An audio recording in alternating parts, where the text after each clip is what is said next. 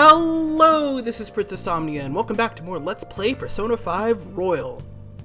Last time, we finally got a chance to punish the king by taking down his shadow and stealing the treasure. This time, we wait. A while. Well, actually, just kidding. While we need to wait for the countdown on the corner to tick all the way for a plot to happen, more or less, there's still a ton we can do as we wait.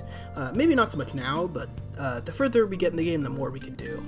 After every palace boss, I'll do a video covering everything that you can do during free time with post-commentary. I'll put in as much as I can into a single video between the end of when we do our palace infiltration and the change of heart that occurs, but I will largely be skipping ahead multiple days. The only time I'll really linger around is to show off certain activities or to show off voiced cutscenes, which I'll show off as many as I can. Before I go more into this video, I do want to make one thing clear. This is not, nor will it ever be, a guide to an optimal run. There are plenty of those on the internet, but if you're playing the game for the first time, which is kind of the experience I intend for this LP to cover, I would recommend not doing that. A good part of the fun of downtime is figuring out what works best for you, and I want to encourage this, and since I'm on New Game Plus, I have the luxury of showing off every option that you could possibly take. So use this time to figure out what you want to focus on and figure out which works best for you. Now then, onto the actual video. So, in general, there are 2 time periods in any given day that you could spend doing whatever, with the exceptions being storied, forced activities. During these activities, you'll get the opportunity to either improve your social stats, improve relationships with confidants, or get something useful in or out of combat. However, you have a really limited amount of time to do things in-game, because there are only so many days you could use freely in the calendar year. So there's a good chance you won't be able to do everything in a single run. It's not impossible to do everything, it's just very difficult and requires a lot of optimization, which I've already talked a little bit about, so yeah, could be a bit difficult. It's likely you won't get a chance to see every confidant route on your first time through, and that's okay. You don't need all of them to beat the game, and it's honestly probably better to focus on the ones that you think give the most benefit, which is, again, up to you and your playstyle. I should also mention that in Royal, if you push on the touchpad, you could see suggestions for activities you could do and confidants you could talk to. And as for confidants, during this free period, you have access to 3 confidant routes, although one can only be completed up to a certain point. I may have explained this earlier, but each confidant offers Joker a service of some kind that gets better the further you go with their routes. While there are some more worthwhile than others in both versions, all have their uses at some point. Again, this depends on your playstyle. I'd recommend prioritizing your party members, as well as certain confidants in Royal that I'll talk about a bit more when we get there. During each confidant conversation, you'll be given an opportunity to respond to certain situations. For each of these, there is an optimal set of answers that gives more points towards their next rank than any other. Additionally, if you respond in a way that gives you points, having a persona on you with a matching arcana to the confidant will give you extra points as well. So be sure to check on that before talking to someone. It makes a huge difference, honestly. Right now, you only have access to 3 confidants, the Chariot, Hierophant, and Death confidants. I'll talk a little bit about what each gets you now, but I'll save the details for separate videos for each confidant. Those separate videos will have the full confidant route with all of the scenes spliced together with optimal answers chosen. But since that'll take a very long time for me to actually finish and publish, for those of you playing along, I will have a handful of the optimal answers that you will likely be able to see at this point in the game. If you want to read them closely, pause, but otherwise they will be on the screen right now. Since Ryuji is a party member, the Chariot Confidant abilities are meant to help you out with battle. Each party member usually gets abilities to help each other recover from statuses, to follow up on Joker's attacks, to interject on Shadow Talk, or so on. Ryuji also gets enhancements to the dashing mechanic in Palaces as well.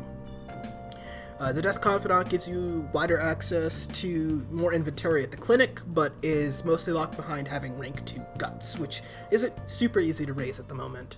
The Hierophant ability with Sojiro gets you the chance to craft good SP restoratives, but you can't get any further than rank 4 for a while, so keep that in mind. Since there's no limiter on Ryuji's confidant tree besides time, getting it further faster can be very useful, especially since he is one of the best party members in the game as your strongest attacker. Sojiro's is also very useful, and it only really happens at night, which is mostly unoccupied since you can't leave Yongen at night. The Guts requirement for Takemi is a little tough, since a lot of the good ways to build up guts are not available right now. And honestly, I don't really recommend going super out of your way for that inventory anyway, because you don't really have the money for it, and you can't really farm the money for it. Outside of your confidants, there are quite a few abilities available at the moment to boost your social stats. The way that works is that each social stat has 5 ranks, with more content available in Tokyo the higher a given stat is. Whenever you do something to boost a stat, you'll see a few notes hovering around you before the big UI element shows up to display a stat increase. Like with confidants, more is better, but what the game doesn't tell you is that the actual gains per note are not the same as the number of notes. There's a hidden point system underneath that rewards different amounts depending on the event. So this means that your point gain may be higher at a different activity even if they display the same number of notes gained. 1 note is always 2 points. 2 notes can be either 3 or 4 points, and 3 notes can be 5, 7, or 10 points. I'll refer to activities by point value rather than notes, just to better inform your decisions. The reason the scoring matters beyond just what activity to do is that each stat increase threshold varies wildly from rank to rank and stat to stat. So, for example, it takes 34 points to hit rank 2 knowledge, but only 6 for rank 2 charm. But that doesn't necessarily mean that remains consistently that different either. Aside from rank 1 to rank 2, proficiency requires less stat points per rank than any other stat, by a wide margin, while knowledge is always the highest per rank. The thing is, though, is that there are way more activities to boost knowledge at different times of day than most other stats, especially now and especially in the base game. Before I give examples of what you can do during downtime, I recommend that you focus hard on knowledge right now. You need rank 2 knowledge to pass your exams, and there isn't a whole lot of time to do it right now. Anyway, without further ado, here is a quote-unquote brief list of stuff you could do for social stats and other non-confidant things during this downtime period. If you grab a DVD player from Yongen, or if you're playing base at TV and then a DVD player, you can rent DVDs from a shop in Shibuya. In base, you have to rent each for a specific price and are given a due date to return it by, but in Royal it's just a flat one-time fee and you can return it whenever. Each DVD gives a +3 boost to whatever stat it indicates and can be watched twice for that boost. And if you find and read the book The Craft of the Cinema, this increases by another extra +2 per view. The little brochure stand in the underground walkway in Shibuya advertises for a handful of part-time jobs. Right now you probably don't have enough charm to work at the flower shop, but the convenience store has no such limit and gives you charm for working there, enough that 2 shifts would probably earn you rank 2 charm. Every shift you work pays a few thousand yen and you get an extra bonus on busy days. While there are a lot of books you can buy from Shibuya, and those books give +3 to a relevant stat per reading session, you can also borrow from the school library. These books also give +3 to a given stat per reading session, and more options become available for every time you recruit someone new to the party. You can also study in the library, but before May 6th, the rumors swirling around about you will diminish your knowledge gain in exchange for an additional +2 guts. You might have heard beeping there, and I apologize. Anyway, you can also study at LeBlanc at the evening for a knowledge gain, with an additional +2 gain on rainy days.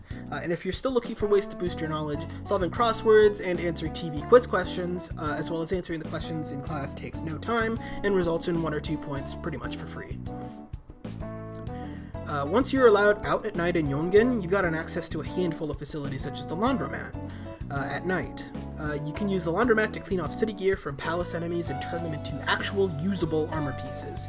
Quite a lot of the stuff can actually be better than what you could grab from the airsoft shop, but this takes time to get. Every Sunday, the TV at LeBlanc downstairs will advertise 2 different sets of items. The game will tell you what to expect from each, but in general, the more expensive one is nearly always better, so if you have the cash, I'd go for that. You can only pick one, however, so choose wisely. These items change every week, so if you miss it, you might miss some items permanently.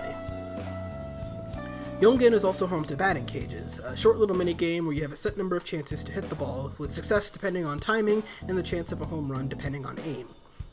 You win a slugger prize if you hit every ball, and a home run prize if you hit the bullseye, but only during the day.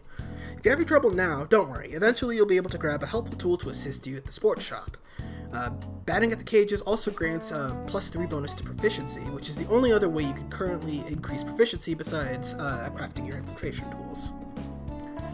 There's a theater in Shibuya that changes what movie it shows off in a given month. It gives +5 to the relevant stat, but you can only get that bonus once, unless you have a confidant that invites you to see a movie, in which case you can get it again. April's movie gives Guts, and the movie in May and June gives Kindness. When doing certain confidant routes, your confidant might also unlock certain locations in Tokyo for you. While some offer services, others are hangout spots that you can take other confidants to boost their rank with you. The flower shop job boosts your kindness, but if you're looking for more, buying bionutrients here and giving them to your planet home gets a free +3 bonus to kindness every 16 days with no time spent. In Royal, you can also clean Leblon at night for +2 kindness. In Yongen, one other facility available is the bathhouse, which rewards you with +3 charm and an additional +2 on specific days. In the base, that's Monday, Thursday, and possibly on rainy days, and in Royal, that's Sundays and non-summer rainy days. Beyond this, certain class questions, specifically those on April 25th, June 20th, and July 7th, give charm instead of knowledge, as does dodging Ushimaru's Chalking class.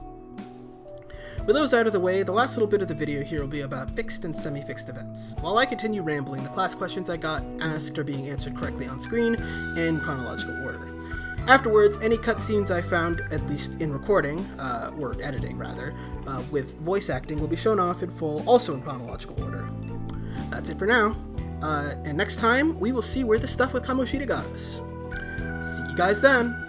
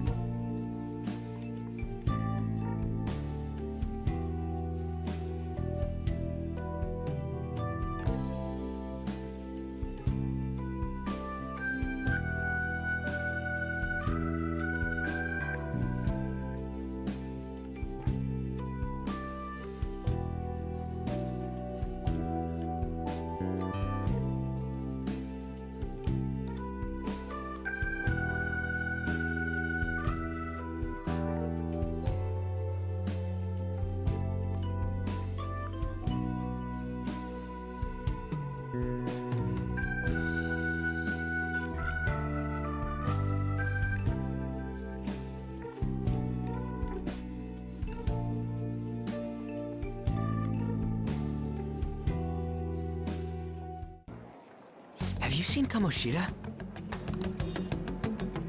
You really think he changed?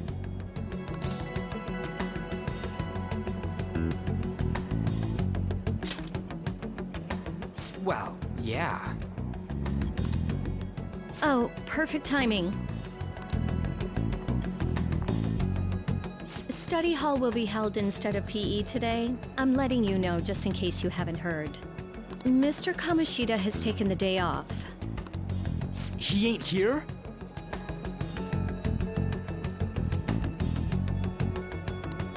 Don't tell anyone that you heard this from me. But we received word that Mr. Kamoshida is placing himself under suspension. It's such an important time before the tournament, too. Principal Kobayakawa went to talk to him about it, but he supposedly wasn't making any sense. Wait, a suspension? Not so loud! The talks about your expulsions may be put on hold, too. I don't know too much about it, though. Anyway, I've relayed what's going on to you.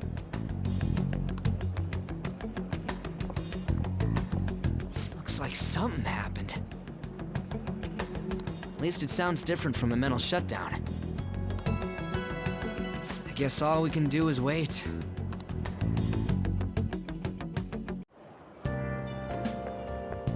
Morning! Crowded as ever today, huh? How do you like being packed in like sardines, city style? I bet you've had enough.